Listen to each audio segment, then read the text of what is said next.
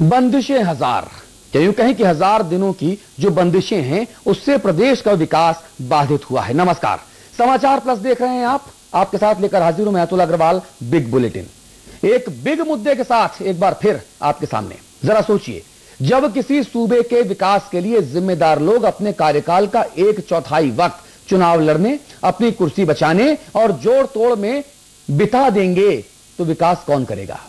कुछ ऐसे ही अहम सवाल उठ खड़े हुए हैं देश के 27वें राज्य उत्तराखंड को लेकर, जिसके गठन को सिर्फ 12 साल बीते हैं।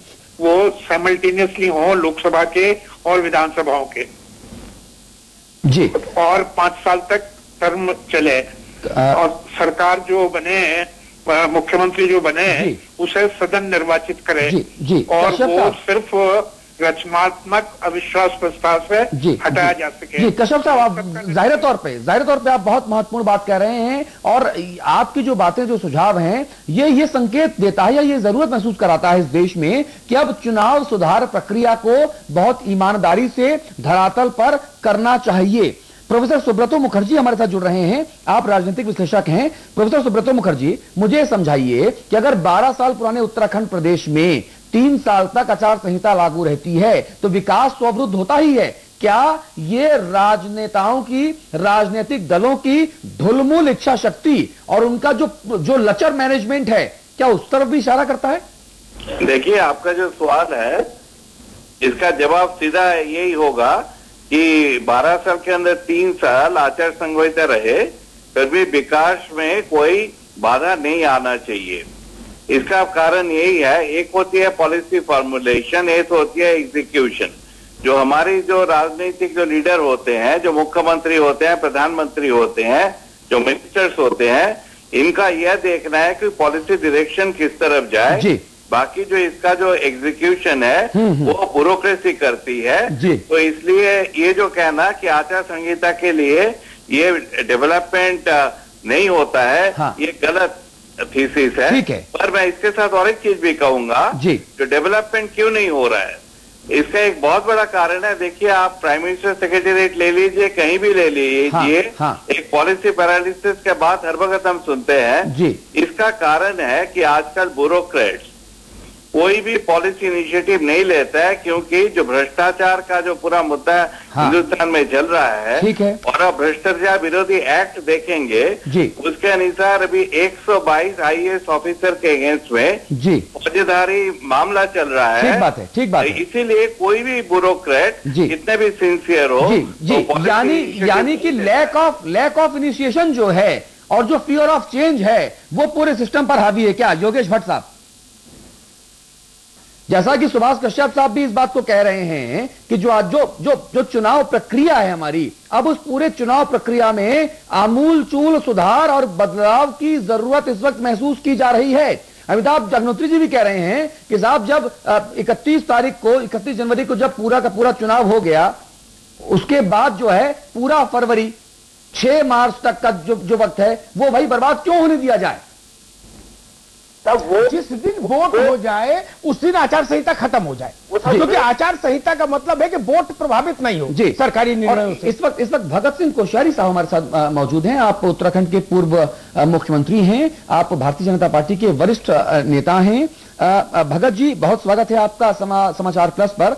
मुझे बताइए, 12 साल पुराना राज्य जिसको बड़े सपनों से आप लोगों ने संजाया संवारा कि भाई इसका विकास होगा, ये राज्य भी विकासशील से विकसित बनेगा, तमाम लोगों को तमाम सुविधाएं दी जाएंगी, लेकिन 3 साल तक यहां पे आचार संहिता, उपचुनाव, ये चकल्लस में ही बीत गया। कितना झटका लगता है विकास के पूरे प्रोसेस को? देखिए, प्रजातंत्र है, प्रजातंत्र में चुनाव होते हैं, कभी विधानसभा के, कभी राज्यसभा के, कभी लोकसभा के, तो कभी नगर पालिका के, स्थानीय निकायों के, पंचायतों के। अब इसलिए अब इस बीच में अगर कोई उपचुनाव आते तो फिर और कठिनाई खड़ी होती है। लेकिन कुल मिलाकर के जिनको विकास करना है, जिनके अंदर विकास की ललक है, मेरा ये मानना है कि जो भी पीरियड शेष बचता है, उस सब पीरियड में यदि आप निर्णय ले लें, तो फिर कठिनाई नहीं होती है।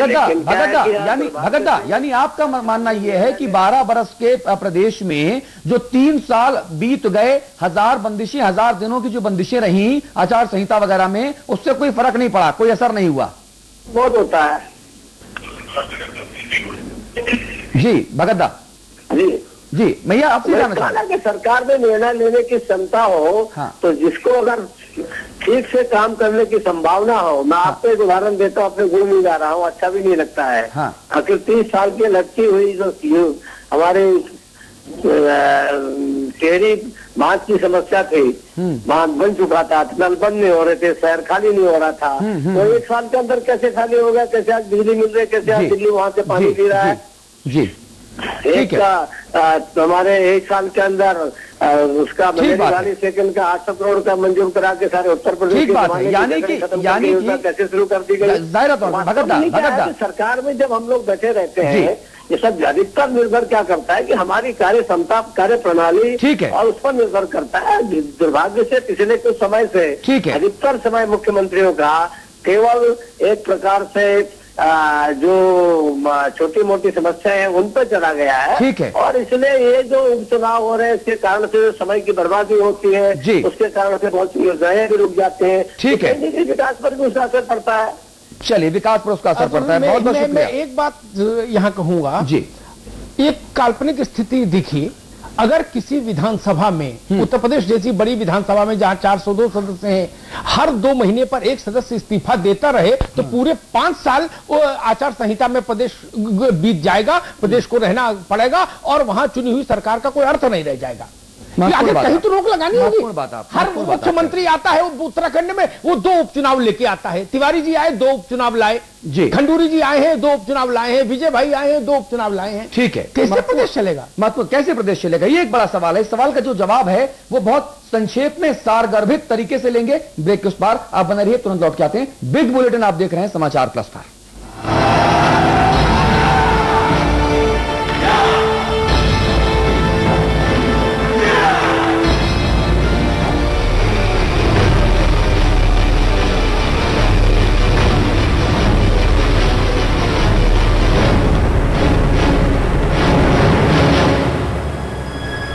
तो बंदिशें 1000 हैं साहब, और इन बंदिशों के बीच में उत्तराखंड का जो विकास है, वो विकास क्या बाधित हो रहा है?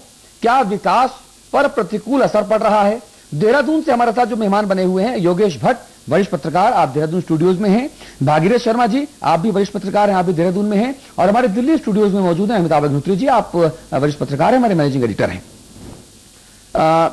योगेश भट्ट साहब, आपसे लगातार बातचीत हो रही है। भागीरथ शर्मा जी, मैं आपके पास आना चाहूंगा। मुझे समझाने की कोशिश कीजिए कि हर कोई जब ये मानता है कि जी हां, बंदिशें 1000 होने से विकास रुकता है, विकास उस समुचित रफ्तार से नहीं हो पाता जिस रफ्तार से प्रदेश के लोग चाहते हैं और होना चाहिए।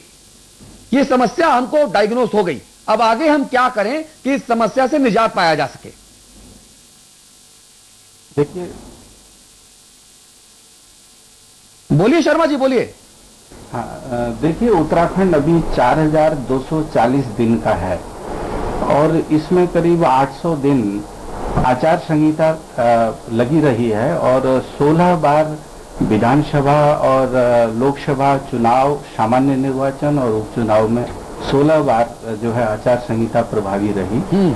और इसमें थोड़ा सा दुखद पहलू यह है कि 10 बार केवल उपचुनाव के लिए आचार संहिता लगी। ये बड़ा दुखद पहलू है। और 2002 में ये सिलसिला एनडी तिवारी जी के को मुख्यमंत्री नामित करने के बाद शुरू हुआ था, तो उस समय वो नैनीताल से सांसद थे। तो निश्चित रूप से तिवारी जी को भी ये पता था, कांग्रेस सरकार को पता था कि जब सांसद सीएम बन गए हैं तो उनके लिए कहीं से कोई स्थान रिक्त होगा और वो स्वयं भी लोकसभा से इस्तीफा देंगे। तो 2 बार उपचुनाव की नौबत आएगी। यहाँ एक परंपरा सी बनी है। फिर खंडूरी जी भी सांसद थे तो मुख्यमंत्री बन गए, फिर आज बहुगुणा जी सांसद हैं तो मुख्यमंत्री बन गए। लेकिन जो राजनेता जो हैं, जो विकास के मामले में दूरदर्शिता और इच्छा शक्ति का अभाव इनमें देखा गया है। सबको पता होता है कि आगे क्या होना है और कितने दिन उपचुनाव में जाएंगे, किस तरह चुनाव आचार संहिता प्रभावी होगी। जब इनका जो सिस्टम है शासन तंत्र में, जो कोई वर्क है, विकास का कोई काम है, कोई परियोजना है, जब उसका आगणन होता है, आगणन करने से लेकर के उसकी फाइनेंशियल और एडमिनिस्ट्रेटिव जो सैंक्शनिंग करने की जो बीच का जो उसमें समय लग रहा है, वो वहां पर मक्कारी हो रही है। ठीक है, वहां पर मक्कारी हो रही है। भट्ट साहब, अब मैं आपके पास आना चाहूंगा, मुझे समझाइए कि क्या इस वक्त जो मक्कारी हो रही है, उस मक्कारी को रोकने के लिए ईमानदार चुनाव सुधार प्रक्रिया के इम्प्लीमेंटेशन की जरूरत है क्या? बिल्कुल अतुल साहब, उसकी आवश्यकता तो है ही है। उसके साथ ही जो पॉलिटिकल विलिंग है, पॉलिटिकल विलिंग होनी बहुत जरूरी है। मेरा ये मानना है कि जो ये चर्चा चल रही है, इस चर्चा को अगर जारी रखा जाए तो फिर चर्चा में एक नई चर्चा निकलती है। हाँ। कि बात उठी कि उपचुनाव लगातार हो रहे हैं, आखिर एक ये सवाल उठता कि इस उपचुनाव का आखिर जिम्मेदार है कौन? हाँ। फिर जिम्मेदार हमारी वही राजनीतिक दल हैं जो उत्तराखंड की सियासत दिल्ली से तय कर रहे हैं। हाँ। एक चुनाव होता है, आम चुनाव तय होता है, जो संविधान के मुताबिक जब चुनाव हुआ तो नेता, जो आपका विधायक दल नेता है, वो निर्वाचित विधायकों में से चुना जाए। हाँ। ये एक एज पर कॉन्स्टिट्यूशन होना चाहिए। परंतु पहली निर्वाचित सरकार से लेकर आज तक जितनी भी सरकारें रही, हाँ, सब में राजनीतिक दलों द्वारा विधायक दल का नेता एक तरीके से थोपा गया। दिल्ली ने यह तय किया कि विधायक न होते हुए भी नेता विधायक दल कौन होगा, और उन्हीं के कारण उपचुनाव की स्थिति आई। ठीक है, तो अगर इन उपचुनावों से निपटना है, उपचुनाव की समस्या से निपटना है, तो ये राजनीतिक इच्छा शक्ति होनी चाहिए कि ऐसी स्थिति राजनीतिक दलों के स्तर पर भी ना आए। आप रहिए, सुभाष कश्यप जी मौजूद हैं, आप संविधान विशेषज्ञ हैं, और आप के जो सुझाव हैं वो देश की संवैधानिक व्यवस्था को और मजबूत करते हैं। सुभाष जी, आप हैं हमारे साथ?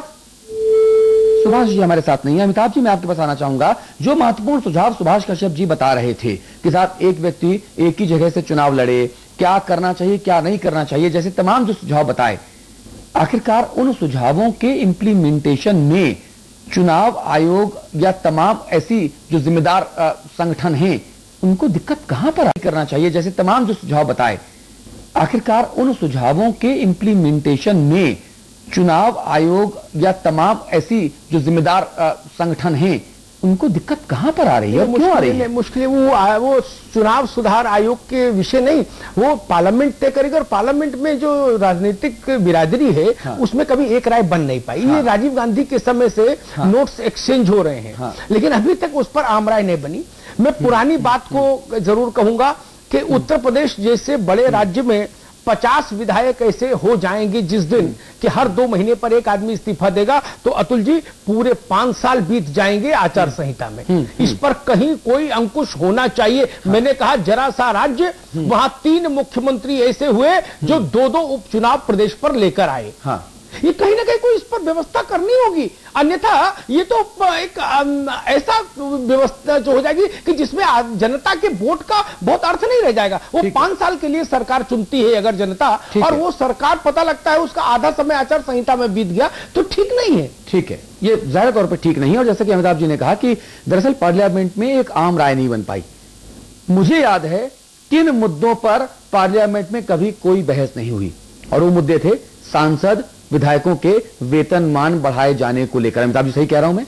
बिल्कुल ठीक बात है। सबसे त्वरित गति से अगर कोई विधेयक वहां पारित होता है, हाँ, तो वो केवल जब सांसदों की तनख्वाह बढ़ने का, और आम सहमति से कोई विरोध नहीं होता, उस पर इतनी हर्षोध्वनि होती है कि वो उस पर कभी विभाजन नहीं मांगा गया, वो वॉइस वोट से क्लियर हो जाता है कुछ सेकंड्स के भीतर। हाँ, जाहिर तौर पर यह अपने आप में बहुत चिंता की बात है कि जिनके हाथ में प्रदेश की, देश की कमान हम देते हैं, वो हमारा आपका विकास करेंगे इस उम्मीद के साथ, इस भरोसे के साथ, लेकिन जब वही उम्मीदें, वही विश्वासघात में तब्दील होता है, हम ठगे महसूस करते हैं, उस दशा में हमें और आपको क्या करना चाहिए, ये सोचने की जरूरत आ गई है। योगेश साहब, बहुत धन्यवाद।